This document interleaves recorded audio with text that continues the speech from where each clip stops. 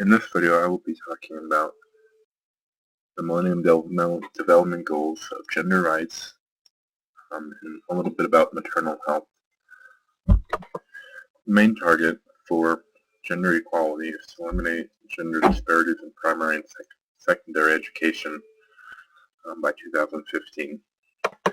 I'll first discuss some of the challenges that Yemen faces in terms of their society and why it's hard for them to have women's rights. It's a traditional society.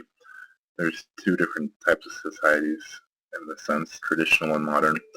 And the traditional society tends to have women stay at home more. They tend to take on the traditional role of motherhood, of being with the children, not being out,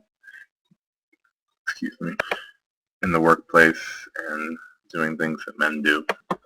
Just recently, however, in the city of Sana'a, there were actually protests by women for women's rights. The interesting thing is that one woman in Yemen, woman named Tawqul Karman, was a journalist and a politician, actually won the Nobel Peace Prize for trying to demonstrate in Yemen peacefully. This is a picture of women in Sana'a protesting. Obviously, they still cover their faces, but they do it in a very peaceful manner. There are a number of problems that Yemen women face in having gender equality. Poverty itself forces many girls to leave education.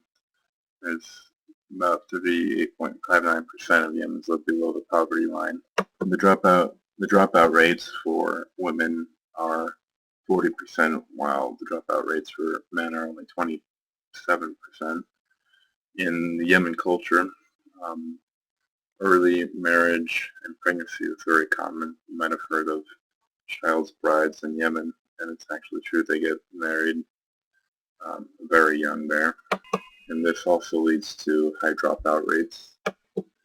Interesting enough, the importance of chastity is really important in rural areas. Parents don't want to send their kids, their daughters, to mixed schools. In 2009, though, a law was passed raising the age of marriage to 17, which isn't always kept in rural villages. Another problem they face is that there is a lack of female teachers, which contributes to a low female enrollment. In actually Hajj, let's go over here, there's less than a 10% percentage of women teachers in rural areas, which makes it really hard for the parents to trust their children going to school if there's not women teachers. This is kind of what is an all-girls classroom right here. It looks pretty nice, actually. There's actually a project though called the Mualimite project, which means my teacher, and it's supported by some non-governmental organizations. But the project aims to increase the percentage of women teachers in Yemen to 30%. There's definitely a lack of training opportunities and facilities for women teachers. There's cultural differences with having women teach and be part of that type of society.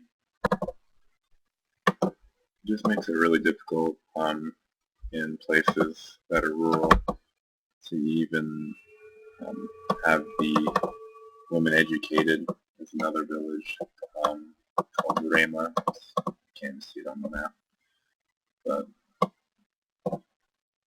it's really difficult for women to progress because it's against the grain, against the culture Yemen has. And when talking about maternal health, it's unlikely that they'll reach their goal of reducing at 3/4 of maternal mortality rate by 2015. This is it